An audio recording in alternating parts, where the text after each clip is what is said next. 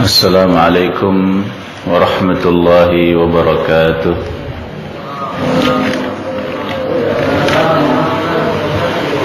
Alhamdulillah hamdan katsiran tayyiban mubarakan fihi kama yuhibbu rabbuna wa yarda.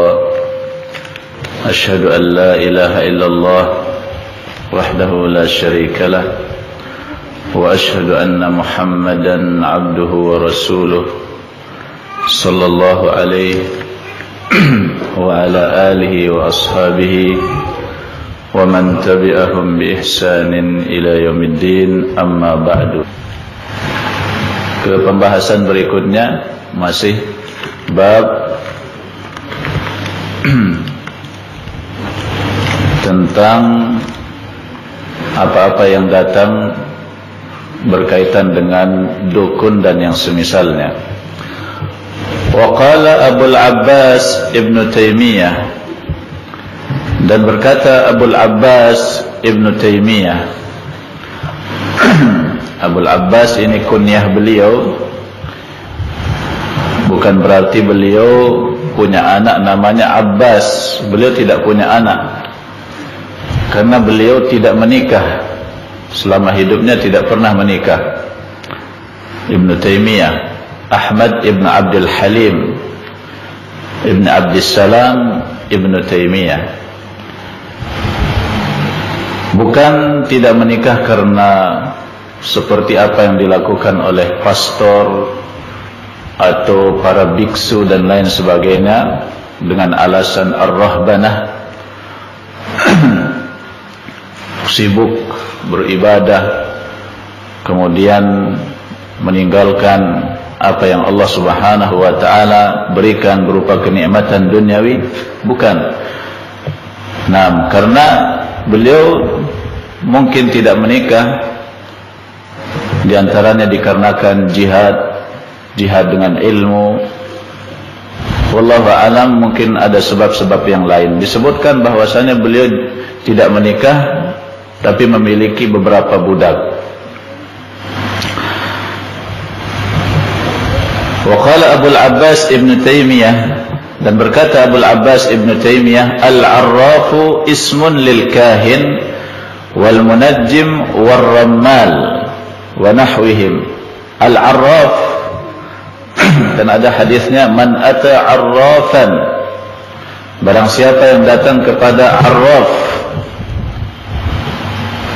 fasa'alahu an syai'in, kemudian dia bertanya kepadanya tentang sesuatu, lam tuqbal lahu salatun arba'ina yawman, tidak diterima salatnya selama 40 hari. Apa itu arraf? Kata Ibn Taimiyah, ismun lil kahin, adalah penamaan untuk dukun, wal munajjim, dan juga munajjim orang yang melihat bintang atau orang yang mengaku memiliki ilmu tentang perbintangan, warramal, dan tukang ramal, wa nahwihim, dan yang semisalnya. Mimman, yaitu dari orang-orang yatakallamu fi ma'rifatil umur bihadhihi turuq, yaitu dari orang-orang yang berbicara mengaku mengetahui berbagai macam perkara dengan jalan-jalan ini atau dengan cara dan metode ini.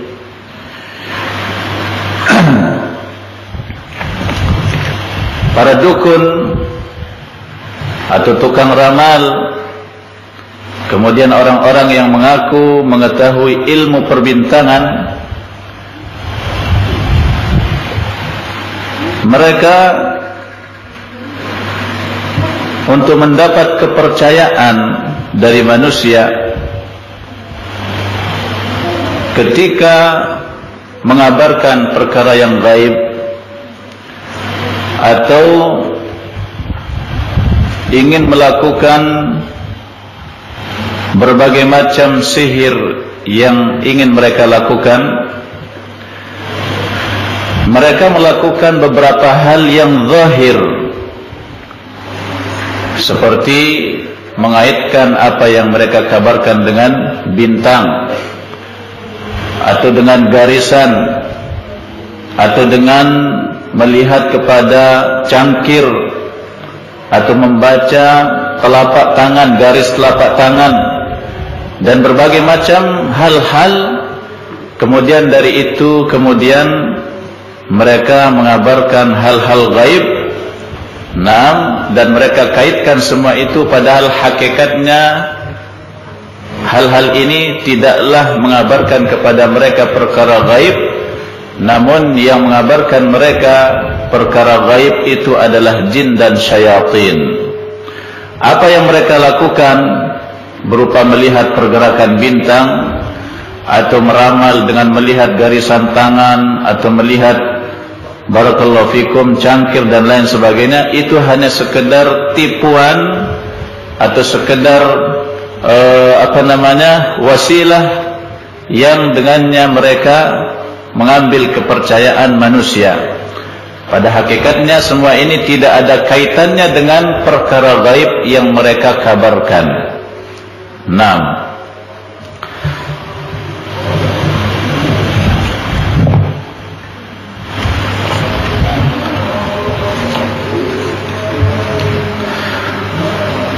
وقال ابن عباس في قوم يتكلمون أباجاد.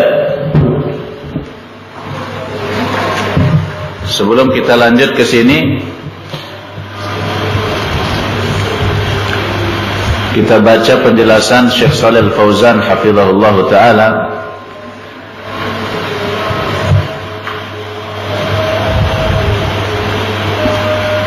ketika menjelaskan apa yang ditulis oleh Syekh Muhammad bin Abdul Wahhab. Al-Arraf, Arraf itu adalah ismun lil kahin wal munajjim wal rammal wa nahwihim. Arraf itu adalah penamaan untuk dukun, orang yang mengaku memiliki ilmu perbintangan, tukang ramal dan semisalnya. Lianna kalimatul arraf ammah, karena kata arraf itu umum. Yadkhul tahtaha kullu man yadda'i ma'rifatul mustaqbal. Masuk ke dalam kata ini seluruh orang yang mengaku mengetahui perkara yang akan datang. Sawa'un bikahanatin aw bitanjimin aw bikhattin fil ramal. Sama saja, baik mengaku mengetahui perkara yang akan datang dengan cara perdukunan, atau dengan perbintangan, atau dengan menggaris di pasir. Fakulluhum yata'amaluna ma'asyayatin wa yataqarrabuna ilaihim. Seluruhnya bermuamalah bersama setan-setan dan melakukan pendekatan diri kepada mereka. Walihada yaqulullah ta'ala, oleh karenanya Allah subhanahu wa ta'ala berfirman, hal unabbi'ukum ala man tanazzalus syayatin. Maukah aku kabarkan kepada kalian kepada siapa setan-setan itu turun? Tanazzalu ala kulli affakin athim.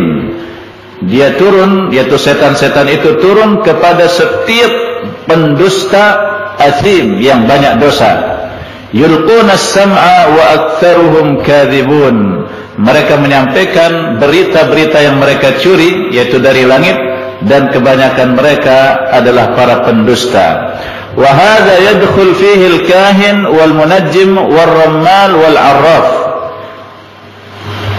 Dalam ayat ini masuk kepadanya dukun, orang yang mengaku memiliki ilmu perbintangan, para tukang ramal, arraf, kulluhum yadkhuluna tahta kalimati affakin athim. Semuanya masuk dalam kata affakin athim, yaitu pendusta yang banyak berdosa. Jadi inilah yang didatangi oleh para setan-setan. Sebagaimana yang telah kita jelaskan, di masa jahiliyah dahulu setiap kabilah itu ada dukun, yang dimana dukun ini didatangi oleh setan. Wa tatanazzalu alaihimus syayatin bi khilafil anbiya alaihimus salatu wassalam. Turun kepada mereka para setan-setan berbeda dengan para nabi. Naam, fa innahum tatanazzalu alaihimul malaikah, sesungguhnya turun kepada mereka para malaikat. Walihada qala, oleh karenanya Allah Subhanahu wa taala berkata, wa ma tanazzalat bihi syayatin, dan apa yang dibawa oleh para setan-setan, yakni wa ma tanazzalat bihi syayatin, dan tidak dibawa oleh setan-setan, yaitu Al-Quran. Al-Quran tidak dibawa turun oleh para setan. Wa ma yanbaghi lahum wa ma yastati'un, dan tidaklah pantas bagi mereka, yaitu para setan itu, membawa Al-Quran. Wa ma yastati'un, dan mereka tidak mampu melakukannya. Fal anbiya alaihimus salatu wassalam tatanazzalu alaihimul malaikatu minar rahman, maka para nabi alaihimus salatu wassalam turun kepada mereka para malaikat dari Ar-Rahman. Wa ammal kuhanu tatanazzalu alaihimus syayatin, adapun para dukun turun kepada mereka setan-setan.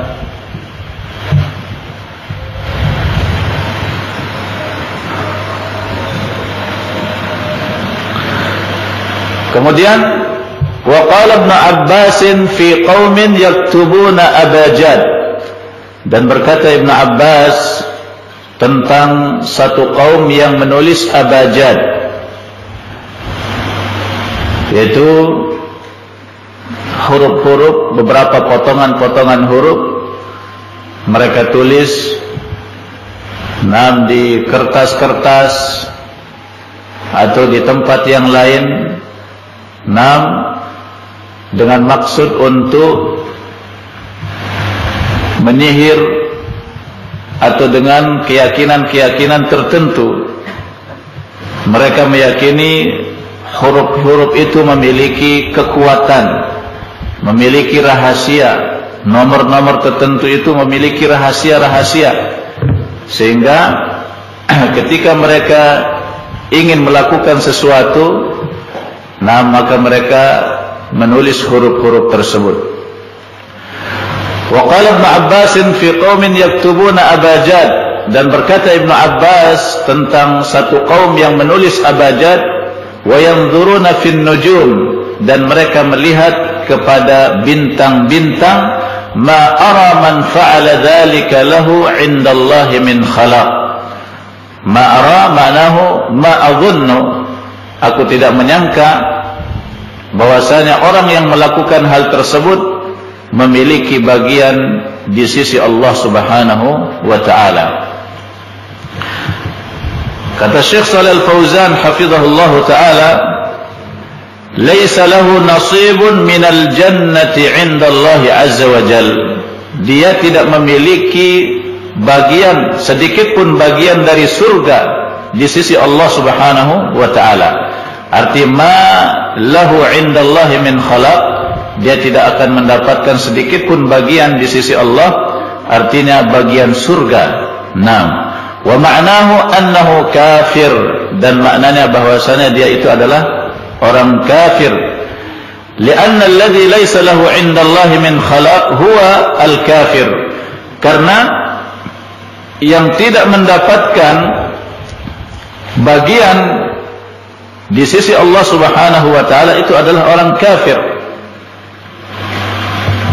Kama qala ta'ala fi as-sahara, sebagaimana Allah Subhanahu wa taala berkata tentang para tukang sihir, wa laqad 'alimu laman ishtarahu ma lahu fil akhirati min khalaq, dan sungguh mereka mengetahui, yaitu orang-orang Yahudi yang telah melakukan sihir, laman ishtarahu, siapa saja yang menggantikan sihir itu, yaitu menggantikan apa yang Allah turunkan kepada mereka berupa kitab dengan sihir, malahu fil akhirati min khalaq, mereka tidak akan mendapatkan di akhirat sedikit pun bagian, yaitu mereka tidak akan mendapatkan surga Allah Subhanahu wa taala. Jadi orang-orang yang menulis huruf-huruf tertentu, kemudian angka-angka tertentu, yang disebut dengan rajah, kemudian dijadikan sebagai jimat, sebagai sesuatu yang akan menjadikan dua orang pasangan saling mencintai, atau akan melancarkan rezeki dan lain sebagainya sebagai pelaris, ini semua adalah diantara amalan sihir. Barakallahu fikum. Dan saya pernah dapat cerita atau laporan dari seseorang, kalau dia dengan istrinya itu terjadi cekcok, sering cekcok. Nah, orang tuanya tidak menyukai istrinya. Dia punya dua menantu, yang satunya dia sangat menyukainya, satunya lagi dia tidak menyukainya. Nah, istrinya adalah termasuk yang tidak disukai oleh mertuanya. Dan dia juga dengan istrinya sering terjadi cekcok. Nah, kelahi, masalah sepele kelahi. Nah, istrinya tidak betah tinggal di rumah itu.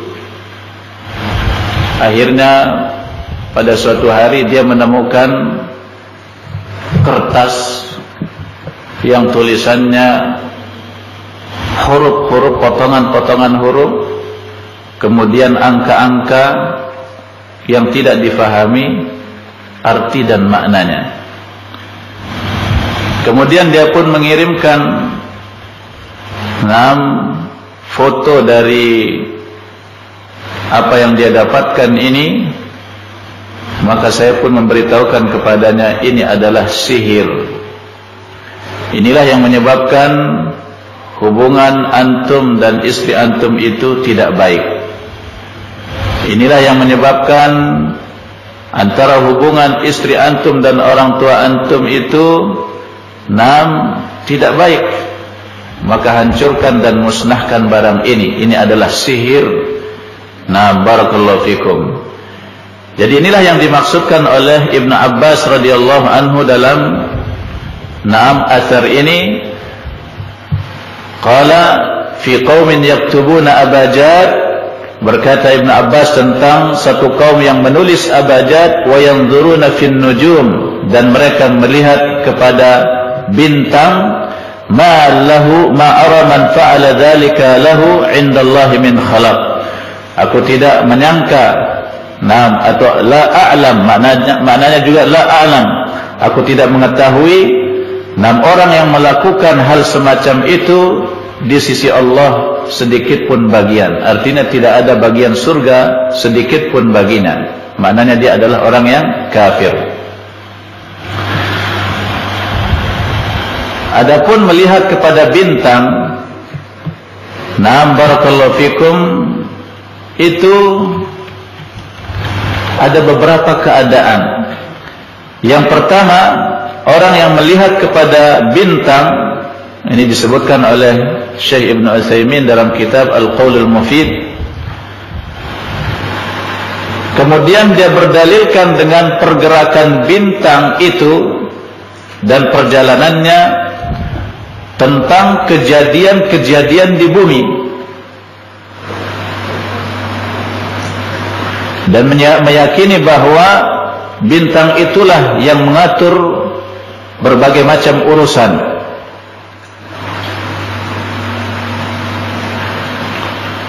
Ini kufrun mukhrijun minal millah. Ini adalah kekufuran dan mengeluarkan dari agama.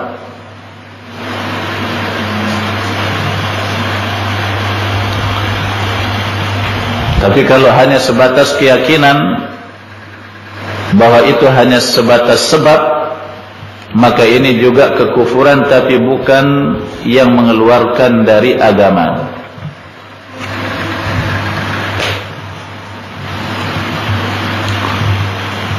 Keadaan yang kedua, orang yang melihat kepada bintang, yaitu orang yang melihat pergerakan bintang dan perjalanannya kemudian dia berdalilkan dengan hal itu tentang masuknya musim-musim atau keluarnya musim tertentu, waktunya menanam, waktunya panen, atau yang semisalnya. Oh, kalau muncul bulan ini atau bintang ini berarti ini musim ini sebentar lagi akan datang. Atau waktu memanen,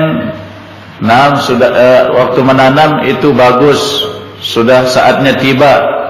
Nah, ini perkara yang mubah, perkara yang boleh, karena membantu dalam urusan dunia. Kemudian keadaan yang ketiga, melihat bintang untuk mengetahui waktu-waktu salat dan arah kiblat. Nah, ini disyariatkan. Mengetahui waktu masuknya bulan, awal bulan, dan sebagainya.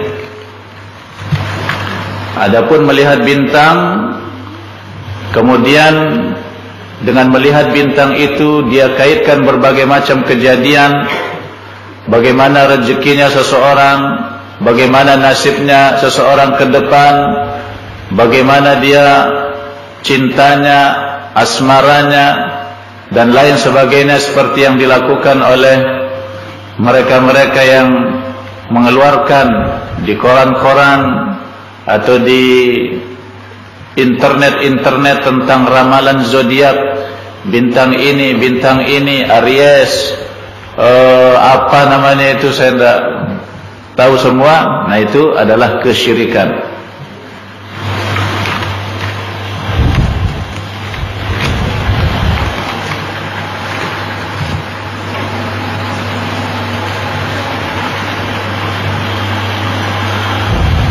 Kemudian kita berpindah ke bab berikutnya, babun ma jaa fin nushrati. Bab apa-apa yang datang tentang an-nushrah.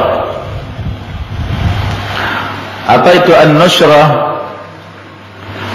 Nushrah berasal dari kata nasyara yanshuru, yaitu menebar, memisahkan. Dalam istilah syar'i, halus sihir anil mashur, melepaskan sihir dari orang yang terkena sihir. Apa hukumnya? Boleh atau ini sesuatu yang diharamkan?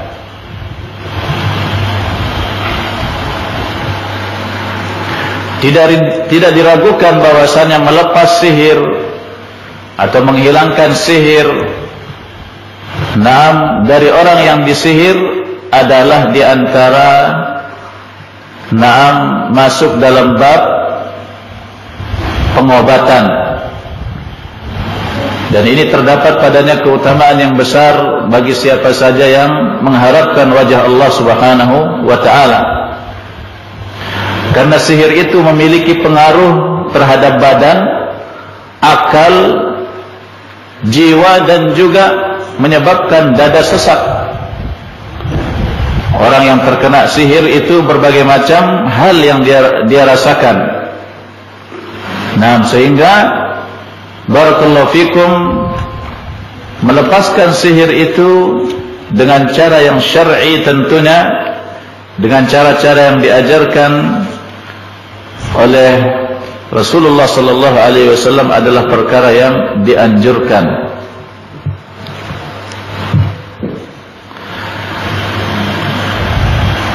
Kemudian beliau di sini menyebutkan beberapa riwayat yang berkaitan dengan bab ini. An Jabirin, dari Jabir, anna Rasulullah sallallahu alaihi wasallam su'ila 'anin nushrati, bahwasanya Rasulullah sallallahu alaihi wasallam ditanya tentang an-nushrah, berarti melepaskan sihir, mengangkat sihir, menghilangkan sihir dari orang yang kena sihir. Faqala, maka Nabi sallallahu alaihi wasallam mengatakan, hiya min amali syaitan. Dia adalah termasuk dari amalan setan. Melepaskan sihir dari orang yang disihir itu adalah termasuk amalan setan. Rawahu Ahmad bisanadin jayyidin, diriwayatkan oleh Imam Ahmad dengan sanad yang baik. Wa Abu Dawud, dan juga diriwayatkan oleh Abu Dawud. Wa qala, dan dia berkata, su'ila Ahmadu anha. Imam Ahmad ditanya tentangnya, yaitu tentang an-nushrah. Faqala Ibnu Mas'udin yakrahu hadha kullan. Sahabat Rasul Ibnu Mas'ud membenci hal ini seluruhnya. Tayyib, barakallahu fikum. Jadi Nabi sallallahu alaihi wasallam di sini dalam riwayat Imam Ahmad ditanya tentang an-nushrah. Apa hukumnya? Boleh enggak melepaskan sihir atau mengangkat dan menghilangkan sihir dari orang yang disihir itu? Bagaimana hukumnya? Kata Nabi, hiya min amali syaitan. Itu termasuk dari amalan setan. 6. Yang bagaimana yang dimaksudkan oleh Nabi sallallahu alaihi wasallam melepas atau menghilangkan sihir dari orang yang disihir itu termasuk dari amalan setan, yaitu melepas sihir dari orang yang disihir dengan sihir juga, yaitu dengan mendatangi sihir, para tukang sihir dan dukun. Nah, ini termasuk amalan setan. Karena orang yang datang ke dukun untuk melepaskan sihir yang ada padanya atau yang menimpa salah seorang keluarganya atau kawannya, tetangganya, itu dia akan sama-sama dengan tukang sihir atau dukun itu menjadi penyembah syaitan. Karena tukang sihir atau dukun akan meminta pertolongan kepada setan agar apa yang diinginkan oleh orang yang datang kepadanya itu tercapai. Terkadang dukun itu akan minta kepadanya untuk menyembelih, barakallahu fikum, sesuatu agar orang yang terkena sihir itu terbebaskan dari sihir, atau mengucapkan pujian dan pujian terhadap setan, atau melakukan berbagai macam amalan-amalan kesyirikan, sehingga dia dan tukang sihir itu menjadi sama-sama penyembah bagi setan. Sehingga Nabi sallallahu alaihi wasallam mengatakan, hiya min amali syaitan. Melepaskan sihir dari orang yang disihir itu adalah di antara amalan setan. Ini kalau melepaskan sihir itu dengan sihir juga. Dan juga barakallahu fikum, melepaskan sihir dari orang yang disihir dengan sihir itu, pada umumnya sihir itu tidak terangkat, tidak hilang. Bahkan barakallahu fikum, sihir yang menimpanya itu akan semakin bertambah. Kalaulah mungkin dia sembuh dari sihir itu, maka nanti akan ada salah satu anggota tubuhnya yang lain yang akan disakiti oleh setan. Dan juga barakallahu fikum, hal itu terjadi dikarenakan tukang sihir itu bukanlah orang yang takut kepada Allah Subhanahu wa ta'ala, dan bukan orang yang rahim, penyayang kepada manusia. Bahkan tukang sihir atau dukun itu adalah orang yang jahat, yang sama sekali tidak takut kepada Allah Subhanahu wa ta'ala. Dan juga menghilangkan sihir dari orang yang disihir melalui sihir, barakallahu fikum, itu sihir yang ada pada seseorang itu dikarenakan setan yang dikirim oleh tukang sihir. Dan tukang sihir yang lain itu bekerja sama dengan setan ini untuk menyakiti orang yang disihir. Tentunya yang didatangi oleh orang yang hendak menghilangkan sihir darinya atau dari keluarganya ini akan datang juga kepada tukang sihir. Apakah tukang sihir itu yang menyihirnya sendiri atau tukang sihir yang lain? Barakallahu fikum. Kalau yang dia datangi adalah tukang sihir yang lain, maka dia tidak bisa menguasai jin yang ada pada tubuh seseorang yang mengganggunya tersebut, kecuali kalau dia memiliki jin yang lebih kuat. Kalau dia memiliki jin yang lebih kuat, dan tentunya itu dengan persembahan, dengan kekufuran yang lebih kufur, nah barulah dia akan mendapatkan jin yang kuat, jin yang lebih banyak dari jin yang dimiliki oleh tukang sihir yang lain. Nah, tapi kalau jin tukang sihir yang lain, nah, yang mengenai seseorang yang disihir itu lebih kuat, lebih banyak, maka tukang sihir yang dia datangi ini tidak akan mampu mengalahkannya. Sehingga tentunya barakallahu fikum, tidak pantas bagi seorang muslim melepaskan sihir dengan sihir, karena itu semua akan barakallahu fikum menjadikannya kufur, dan barakallahu fikum menjadikannya tergantung kepada tukang sihir yang mereka itu bukanlah makhluk Allah Subhanahu wa taala yang takut kepada Allah. Tentunya yang pantas dia lakukan dan yang wajib dia lakukan adalah melepas sihir itu dengan cara-cara syar'i. Tukang sihir adalah orang yang paling sengsara hidupnya. Orang yang paling tidak nyaman hidupnya itu tukang sihir.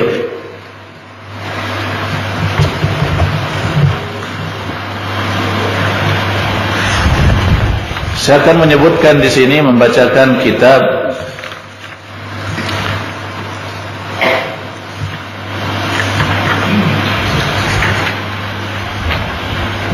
tentang bagaimana kehidupan tukang sihir.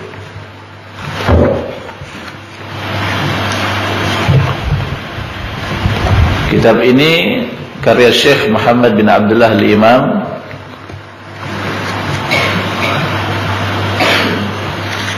yaitu Syekh kami dulu ketika belajar di Yaman.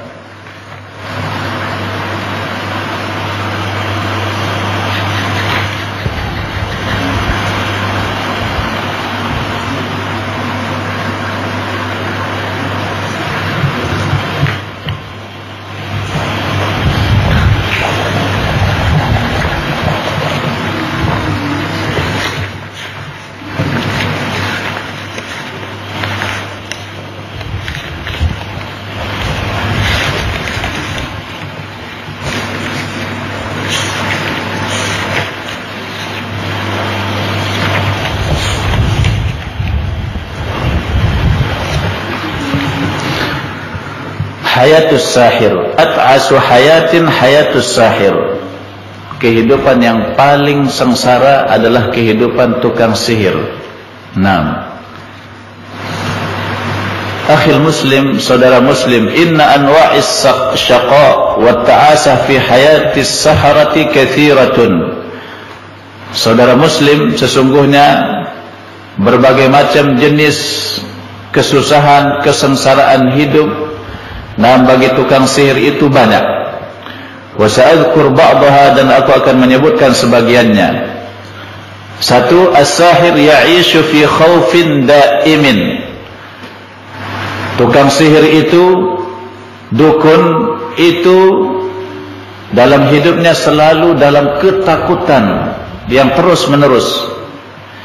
Id innahu ya'lam anna amalahu qa'imun ala ab'ashi anwa'il khida' wa talbis.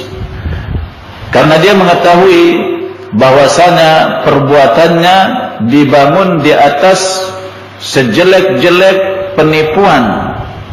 6. Kedua, ya'ishu daiman fi amakin al-qadurat wan najasat. Dia selalu hidup di tempat-tempat yang jelek, yang kotor, yang najis. 6. In kana yasta'inu bisyayatin. Kalau tukang sihir itu bekerja sama atau meminta tolong kepada para setan-setan. Kal mazabil wal qama'im wa ma ila dzalik. Dia hidup seperti di tempat-tempat sampah. Nah, tempat-tempat kotor. Ini tukang sihir. Yang ketiga, yatruku ma'kulatin tayyibatan. Dia meninggalkan makanan-makanan yang baik. Wa ya'kulu ma'kulatin tatanasabu ma'a matalibis syayatin minal khaba'ith wal muharramat. Dan dia memakan makanan-makanan yang jelek,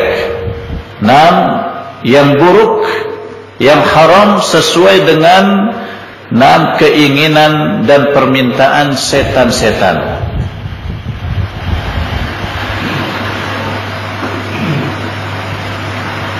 Biasa kalau di Lombok itu,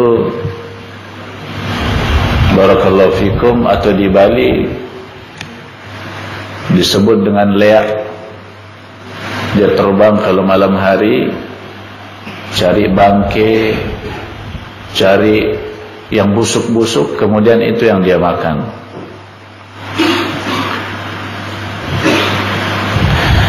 Keempat, la yaqdir an ya'mal as-sihr. Dia tidak akan mampu melakukan sihir. Wa yatimmu lahu, dan tidak sempurna juga sihirnya, illa bi anwa'in min at-ta'abi wal 'ana'i was-sahari wa ziyadati at-ta'abbudi lisyayatin. Kecuali dengan berbagai macam kesusahan, keletihan, bergadang, dan juga ditambah lagi beribadah kepada setan-setan. Wala yaqdir ala i'adatihi marratan thaniyatan illa bimu'anatin jadidatin. Dan dia tidak akan mampu mengulangi apa yang dia lakukan, sihir yang dia lakukan itu, kecuali dengan perjuangan, kesusahan, keletihan yang baru. Nah, kalau dia mau sihir yang sama lagi, harus dia berjuang dulu, capek. Nah, hidupnya capek, dipenuhi dengan rasa takut, susah, dan kehidupan yang tidak nyaman.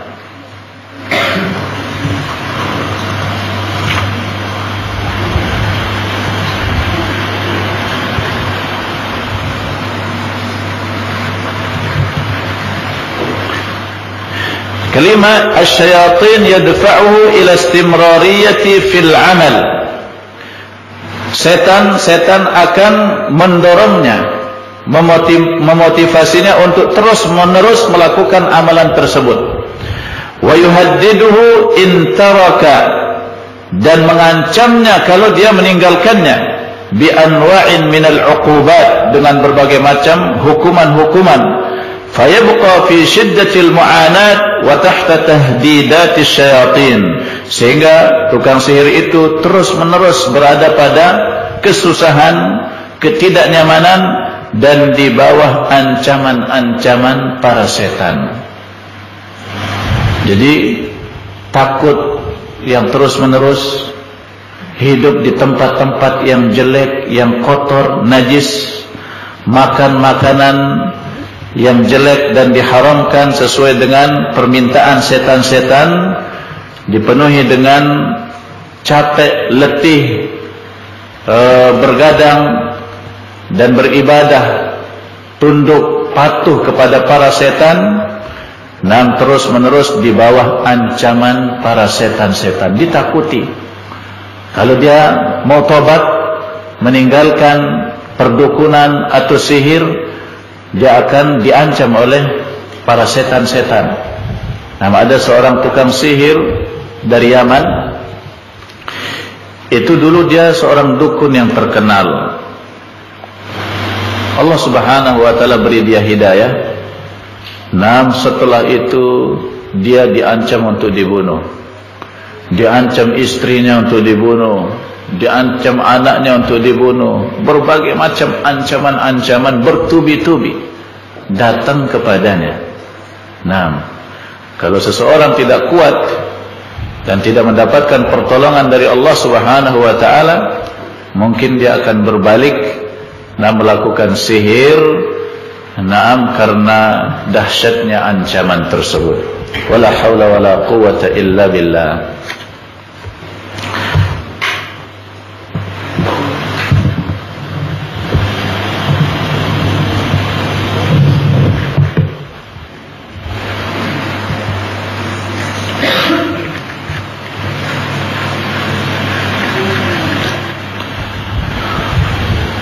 Kemudian berikutnya, wa Abu Dawud rawahu Ahmad bisanadin jayyidin wa Abu Dawud. Hadis ini diriwayatkan oleh Imam Ahmad dengan sanad yang jayyid, wa Abu Dawud, dan juga Abu Dawud, wa qala, dan dia mengatakan su'ila Ahmadu anha. Imam Ahmad ditanya tentangnya. Di sini kembali kepada an-nushrah. Ditanya tentang hukum an-nushrah.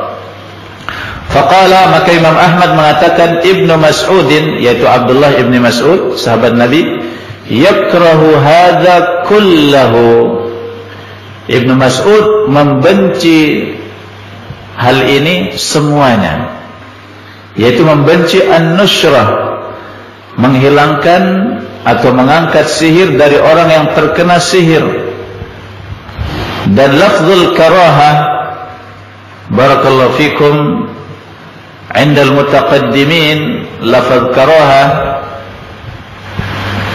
di sisi para ulama al-mutaqaddimin, para salaf dahulu, maknanya at-tahrim, maknanya adalah haram.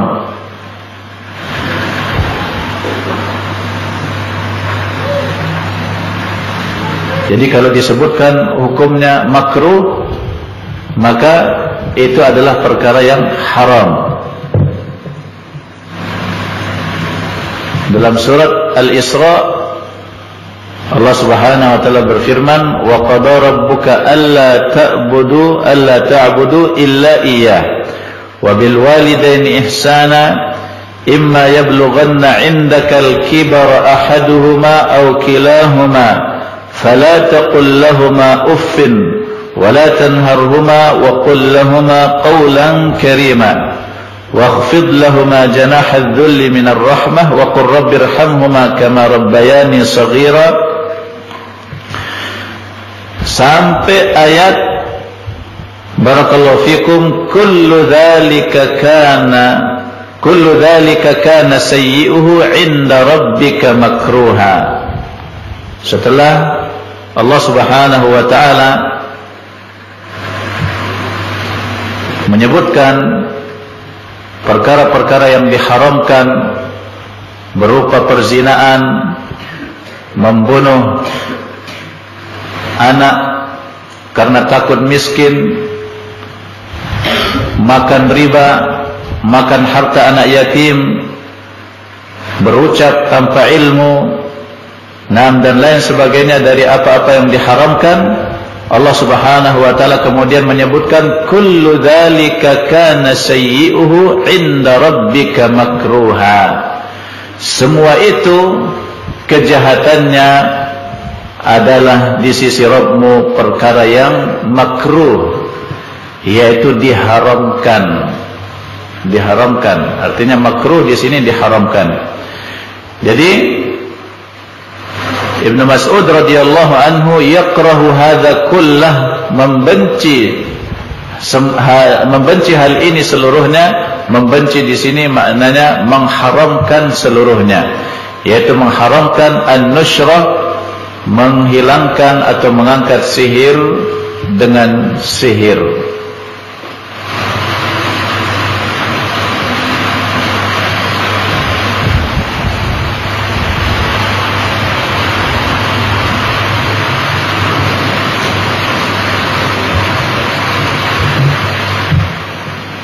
Lalu dengan apa seorang muslim menghilangkan sihir,